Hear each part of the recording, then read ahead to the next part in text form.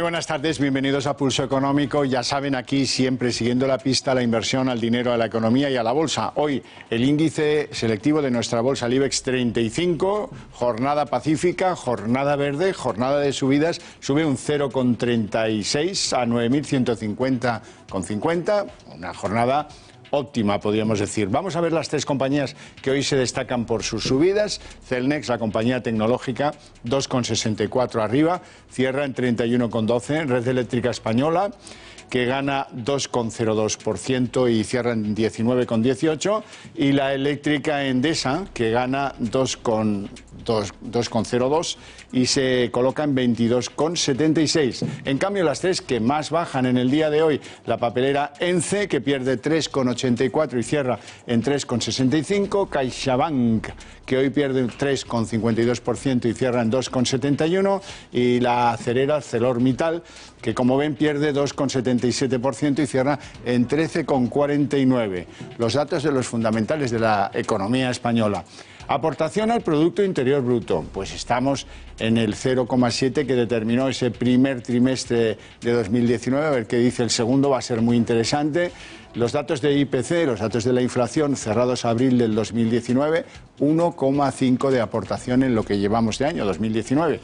Desempleo ha variado un poquitín, esto sigue afectando al 14,6, entre el 6 y el 7% de la población activa, el fenómeno del paro, y en el Euribor estamos en la playa en la que a todos nos gusta estar. 12 meses de promedio, menos 0,163. Y esto, dicho todo esto, vamos a los temas que van a constituir lo fundamental de nuestra tertulia, la barandilla. Bien, Bruselas ha cerrado el expediente a España por el déficit excesivo. Hemos salido ya de la vigilancia extrema una década después y se ha activado al tiempo el mecanismo para sancionar por deuda y por déficit a Italia. Así es que muy gozosa hoy nuestra ministra de Economía, Nadia Calviño, decía lo siguiente. Hoy hemos acogido con satisfacción la noticia de que la Comisión Europea propone que España salga del procedimiento por déficit excesivo. 10 años más tarde, la Comisión constata que España ha cerrado el ejercicio 2018 con un déficit público por debajo del 3%. Incluso por debajo de las previsiones, puesto que, como todos ustedes saben, España consiguió cerrar 2018 con un déficit público del 2,5% del PIB. Y el comisario de Economía de la Unión Europea, el jefe de los vigilantes, para entendernos, Pierre Moscovici, también nos felicitaba. Dirigir todas mis felicitaciones a España por el esfuerzo hecho que da sus frutos, si bien conocemos las dificultades que permanecen, sobre todo en términos de desempleo. Bueno, pues estamos muy contentos, también nosotros, pero oiga, están pasando cosas. En Italia, por ejemplo, están recobrando la idea de tener una moneda paralela que les ayude a salir del euro. Se llamaría Minibot. Es una extravagancia, pero oiga, en estos momentos y con Salvini en el poder todo es posible. Al mismo tiempo hay noticias positivas, muy positivas, para la inversión en nuestra deuda, en la renta fija. La mitad de la deuda soberana de la eurozona ofrece un interés negativo en estos momentos. Así es que, bueno, es fácil colocarla. Esto es malo porque aleja de la virtud que produce la deuda y le acostumbra a vivir en un nirvana pues en el que nadie te cuestiona el que vayas echando al mercado deuda y deuda. Hablemos del sector bancario español. Los bancos españoles ganaron 3.538 millones de enero a marzo de este año, un 11,4% menos. Vamos a valorar después cómo va el futuro de la banca en nuestro país. La constructora SACIR, por otra parte, se acerca a sus máximos anuales después de un informe de Kepler en el que eleva hasta el 75% su potencial alcista. Y en el sector energético gasolinero, decir que el Supremo ha confirmado la multa a Repsol, 22 millones de euros, por coordinar precios en los carburantes, es decir, por establecer un cártel de precios. Bien. En el asunto de la energía también hay que felicitarse de la buena idea. Canarias contará con el primer parque eólico marino de España. O sea, lo que ven, pero en el mar. Y en el terreno automovilista, SEAT ha sido la más rápida. La filial española del grupo Volkswagen sacará el primer coche eléctrico en 2020. Costará 15.000 euros. Y por cierto, Ford también ha decidido que su fábrica de Almusafe será la encargada de ensamblar baterías de carácter eléctrico. En el terreno asegurador, bueno, pues tenemos que contar que Mapfre y Santa Lucía unen sus negocios funerarios en España y dan paso al líder en ese subsector del seguro. Y terminaremos comentando unos comentarios, los que hace Concha Osácar de Azora. Dice doña Concha, España necesita 2,5 millones de viviendas en alquiler y más inversión en el asunto. Luego nuestros invitados nos van a contar qué es lo que opinan. Bueno, les presento ya los conocen sobradamente. Don Juan Iranzo. Buenas tardes, encantado. Buenas tardes, profesor. ¿Todo bien? Pues bien, aunque ha cambiado muchísimo la temperatura, casi se agradece. Hombre, y tanto que se agradece, que no es que haga frío. Don Darío García, analista de XTV. ¿Cómo estás? Buenas tardes, Darío. Buenas tardes, muy bien. Bueno, si les parece a ustedes, empezamos por la gran noticia. El rituario, ya sabíamos que se iba a producir hoy, pero bueno, Bruselas por fin nos saca de la vigilancia a la que estábamos sometidos. Hombre, vigilancia extrema. Pero hay que tener en cuenta que el déficit público en España sigue siendo muy alto. El 2,5% después de llevar 6 años creciendo de media un 3%, pues es una barbaridad. Teníamos que estar en equilibrio en superávit presupuestario. Por tanto, noticia agridulce. Y luego, por otro lado, nos ha puesto también en vigilancia preventiva, puesto que nuestra deuda pública, en teoría, no debía superar el 60% y está en el 98,5%, que precisamente es el factor que ha llevado a Italia a la posible sanción. Pero a mí me gustaría poner de manifiesto el por qué odiamos tanto, o yo odio tanto el déficit público. Porque expulsa la inversión privada, es el efecto crowding out. Porque necesitas financiación externa y es una de las causas fundamentales del déficit por cuenta corriente. Que se dirige a los bonos, claro, porque y expulsa la inversión. Y necesitamos pedir dinero fuera, porque el déficit de la balanza por cuenta corriente, ¿qué indica? La capacidad que tiene el ahorro para financiar la inversión y el déficit público. Y este fue uno de nuestros grandes dramas. Y luego, por otro lado, y yo siempre pienso en mis hijos y mis nietos, es una carga intergeneracional. Por tanto, agridulce, ese 2,5% no es para tirar. En pocas palabras, que no quiere usted dejarles la mochila de lo que se gastó en su época a los sucesores que vengan en generaciones. Hombre, claro, es que incluso, no solo desde el punto de vista económico, sino ético. Tú te lo gastas en bienestar presente y mandas el malestar al futuro, en forma de deuda pública, inflación, etcétera. Darío. Básicamente lo que ha hecho Bruselas es quitarnos un pie de encima y estirarnos un poco más la correa. Eso no quiere decir que no nos vayan a dejar de vigilar. Hay que tener en cuenta que venimos de un déficit de hace 10 años del 11%, por lo tanto no estamos bien, pero estamos muchísimo mejor que hace 10 años. Entonces, ahora lo que han puesto es el punto de mira en otro país que, bueno, es noticia y lógicamente nos quita a nosotros del objetivo prioritario. Es verdad que Italia en este momento tiene un gravísimo problema de deuda que nos perjudica a todos, es una de las mayores incertidumbres que tiene Europa y probablemente le pongan una multa de 3.500 millones. El viernes agudiza el problema, efectivamente, que es el 0,2% vamos a saber. Bruselas es muy cruel con el que es rebelde. Eso sí que está claro, ¿eh? El eurofuncionario no le gusta para nada que le rechisten. Y aquí hay un gobierno que ha salido rechistón. Ya lo vimos con Grecia. Algunos no se acuerdan, pero ya lo vimos con Grecia. Que, por cierto, ha vuelto al mundo de los vivos gracias a la victoria electoral de los que no tienen nada que ver con Tsipras, ¿eh? Es que además el primer ministro italiano ha dicho que mientras el paro no se reduzca a la mitad, seguirá aumentando el déficit público. Es todo un reto. Bueno, vamos a eso de los bonos, a ese mercado de la deuda soberana, que es un poco la sirena que lleva al gobernante a gastar más. Dice, bueno, como no tengo problemas de colocación, como yo voy sacando y me lo van comprando, pues oye, tira que así se ganan elecciones.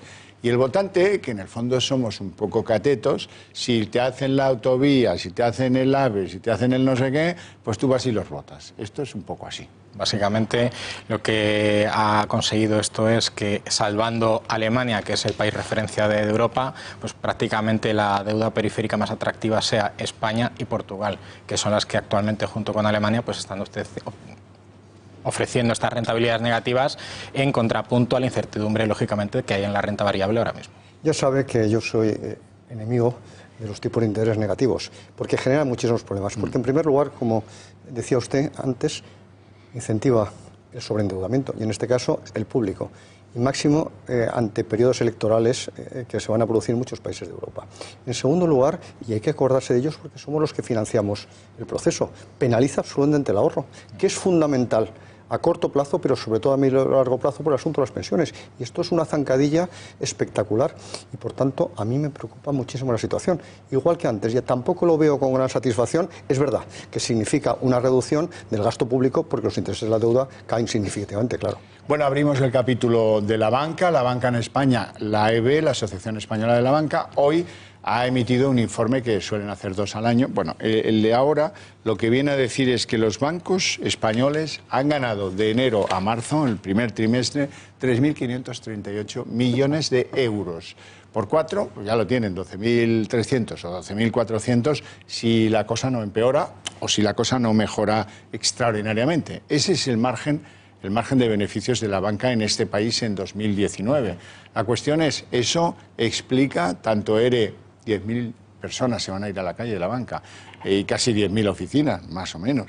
¿Eso se corresponde? ¿Con eso la banca asegura su futuro con suficiencia o no? Básicamente lo que ha hecho la banca es, aunque ha subido los ingresos por cobro de comisiones a sus clientes, no ha tenido la capacidad de contrarrestar el efecto de exposición en los mercados emergentes. Están salvando un poco los papeles en términos de coste, prácticamente haciendo sangre de sus propios empleados. Lógicamente hay un cambio en el modelo de negocio que va prácticamente hacia lo digital y las oficinas están condenadas en el largo o medio plazo a desaparecer.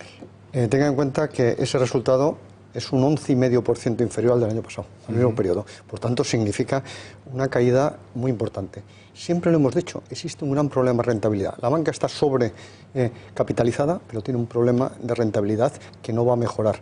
Y por otro lado, tiene que realizar importantes ajustes. ¿Por qué? Porque teníamos una banca, no voy a decir sobredimensionada, sino para otro modelo, intensivo en mano de obra y con más de 40.000 oficinas. Y en este momento hay que reestructurar clarísimamente ese sector porque, como decía don Darío, estamos ante una revolución tecnológica. Y ya, ¿cuántos pisamos todos los días una oficina bancaria? Casi nadie. Nunca. Ya sé que en eso lleva usted toda la razón, pero vamos a ver, a mí se me ocurre que la banca tampoco ha emprendido en los últimos 5 años ninguna nueva actividad. Por ejemplo, hay países en los que la banca directamente vende automóviles. No digo que sea esa la solución, pero hay ejemplos de actividades. La banca un día en España decidió hacer seguros y ahí está, haciendo seguros. No han emprendido una nueva actividad y sobre todo tienen un problema. Han perdido la confianza de mucha parte del público. Hombre, sin lugar a duda. Antes el director de la oficina era el auténtico asesor económico de cabecera en muchísimos pueblos, ciudades pequeñas, etc. Ya no lo es. Pero luego hay que tener en cuenta otro factor, que es la vieja discusión entre qué debe hacer la banca. Hay que tener en cuenta que el modelo de banca español básicamente era banca industrial, inversión en industria, y fue quien desarrolló la industria. Y a priori eso es positivo, hasta que vienen ciclos adversos.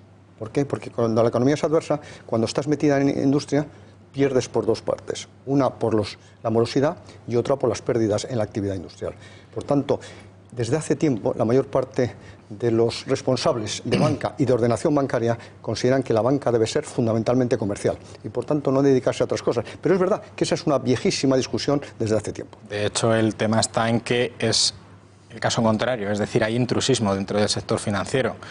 Son las compañías de seguros las que están creando instituciones o servicios financieros sustitutivos, lógicamente, de la banca tradicional, y luego, efectivamente, o compañías tan grandes y conocidas como Google o Facebook tienen en sus planes de desarrollo empresarial ofrecer servicios financieros. Por lo tanto, hay que tener más cuidado, echarle el ojo a otros sectores que entran dentro, que ver qué es lo que puede hacer la banca fuera de él. Yo estoy invertido en banca, pero lo veo con preocupación. Claro, yo me pregunto si esta banca que ha subsistido a la crisis, esta banca que ha engullido con enormes dificultades cajas de ahorro, no ha querido entrar en buena parte de los servicios de desarrollo regional que ofrecían las cajas de ahorro, ¿no? Se han querido literalmente quedar en su papel de banca comercial, ¿no? Claro, eso es.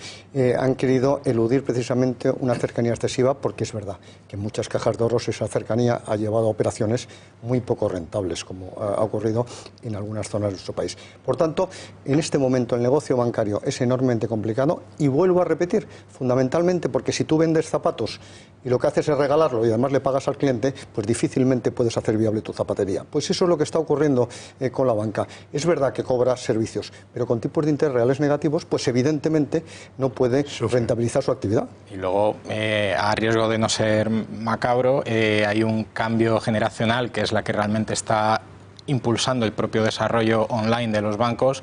En cuanto ya no tengan servicio a quien dar de manera física en las oficinas, prácticamente desecharán la posibilidad de mantener oficinas abiertas. Pues sí, ese será el futuro, no sé cuánto tardaremos, pero seguro que nos asomamos a él.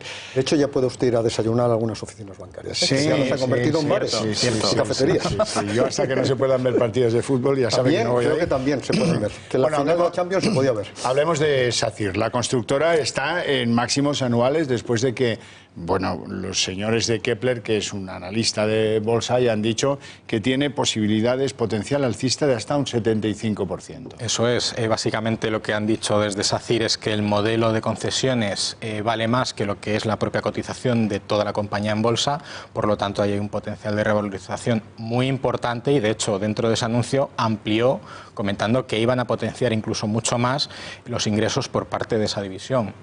Bueno. Es prácticamente una oferta a estar invertido a largo plazo sobre la compañía. En este momento tiene posibilidades en 12 concursos por 6.000 millones de euros, pero vamos a ver al final cómo es la resolución de los concursos, claro. Bueno, ha habido otro caso de esos, yo me río siempre mucho, en los que pillan al que quiere controlar los precios de algo. Es el caso de Repsol. El Supremo acaba de decir sí, está sometida, está conforme a derecho, la multa de 22 millones contra Repsol por coordinar los precios, es decir, establecer un cártel sobre el precio del gasoil y la gasolina. Pues efectivamente, la Comisión Nacional de Mercado y Competencia inició un expediente hace tiempo y lo ha ratificado el Supremo, confirmando esa cartelización del mercado. Pero ojo, esto no es nada comparado con la OPEP, yo siempre lo he dicho, la OPEP tenían que estar todos en la cárcel, porque esa sí que es la gran cartelización que nadie puede controlar y menos sancionar. Claro, pero lo que está bastante claro es que la Comisión Nacional del Mercado y de la Competencia, que claro, lo voy a subrayar, pues a balón pasado, tarde, sometido a que el Supremo lo apruebe, y 22, ¿creen ustedes de verdad que con una multa de 22 millones van a cambiar la manera de hacer de una compañía como Repsol? No, en primer lugar porque a ellos les compensa ejercer este tipo de actuaciones y pagar una multa, y luego han ratificado el que pague precisamente la multa por temas jurídicos, es decir, no ha sido Repsol S.A. la que cotiza en bolsa la que directamente ha incurrido en ese pacto de precios, sino una filial de la propia Repsol la que sí han demostrado que ha sido la culpable. Qué casualidad. Entonces lo que hay es una responsabilidad sobre la subsidiaria. Lógicamente, por lo tanto, le toca pagar a Repsol. Yo creo que hay que poner de manifiesto las ventajas de la competencia. Y es verdad que también en otros muchos lugares se puede adquirir el combustible a diferentes precios. Claro, el problema es que hay algunos otros países en los que la multa no sería de 22 millones, sino a lo mejor de 250, y esto se acabaría de un día para otro. ¿Cuántos días no nos oyen aquí hablar de multa por lo mismo a una eléctrica, por lo mismo a una gasista? Ahora toca la de las gasolineras. Bueno, pues ya está bien, hombre. El problema es que la Comisión Nacional del Mercado y de la Competencia, de lo último que se preocupa es de lo que va al final del propio título del organismo. No, y tenemos que acabar con ese espíritu de cartelización que hemos tenido, porque no olvidemos que Repsol tiene un origen que es el monopolio de petróleos, que es CAMSA. Solo la competencia como su nombre indica, hace bajar los precios. Sin duda. Eso es el, vamos, o mejora la absolutamente claro. Bueno, les quería hablar también de energía. No todo es malo y todo negativo, que va, hay cosas que nos alegran. Por ejemplo, que en Canarias vayan a contar con la primera estación de energía eólica marina, es decir, las mismas cosas estas, ¿cómo se llaman? Los aerogeneradores. Pero la gente, ¿cómo les llama? Hélices. Hélices, pirulíes y aspas y hélices, pero en el mar.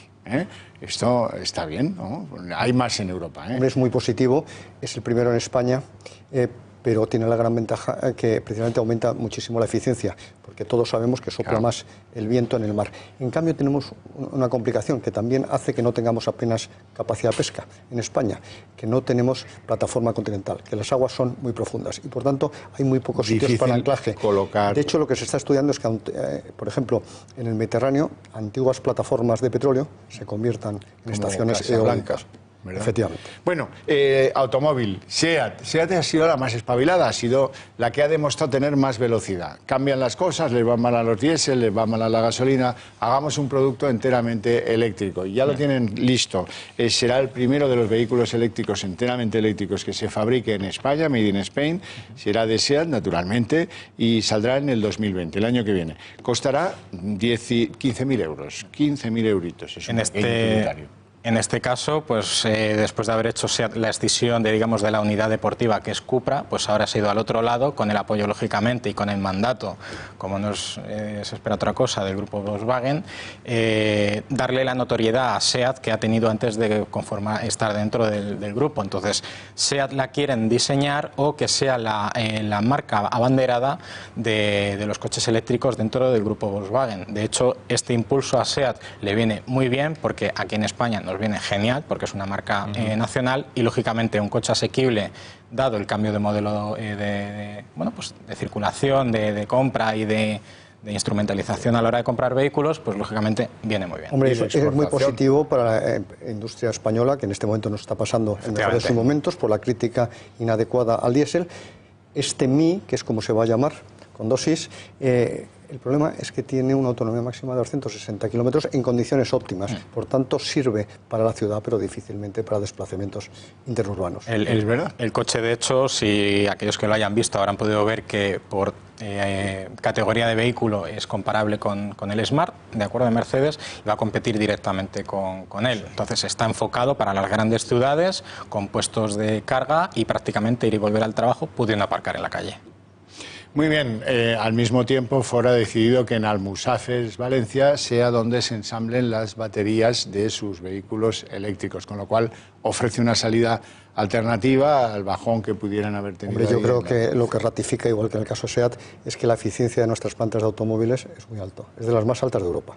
Efectivamente. Y sí, bueno, eficiencia, aquí sí que no hay quien se queje. La eficiencia en los servicios de seguros funerarios es un hecho probado, no hay quejas nunca. Bueno, bromas aparte, Mapfre y Santa Lucía han decidido unirse en cuanto a ofrecer servicios funerarios en la sociedad española, para dar paso, dicen, al que será el gigante de ese sector en nuestro país. Funespaña, es como lo han llamado, con una participación del 25% de Mapfre y 75% de Santa Lucía, y tiene una demanda prevista de 70.000 entierros al año. Van a controlar 42 cementerios, 60 incineradoras, más de 400 centros de entierros y, por tanto, se va a convertir en el gran operador. Es un sector en el que clarísimamente se producen las economías de escala, clarísimamente. Aquí podemos decir que en este caso es un sector seguro porque sabemos que todos al final vamos al mismo sitio. En este caso se han convertido de ser competencia a unificarse y prácticamente, sin llegar a ser a monopolio, prácticamente copar lo que es el sector funerario dentro del país. Y hacer una gran competencia o superar a Ocaso, que ha sido hasta ahora el líder. Bueno, hay una señora, Concha Osácar, de la compañía Azora, que es una autoridad en materia inmobiliaria. ¿Qué dice esta señora y por qué quiero preguntarles a ustedes si están de acuerdo o no? Que España necesitaría 2,5 millones de viviendas de alquiler y que necesita ese sector, el de las viviendas de alquiler, de inversión. Profesor. Bueno, es verdad que España está cambiando de criterio, entre otras cosas por razones económicas.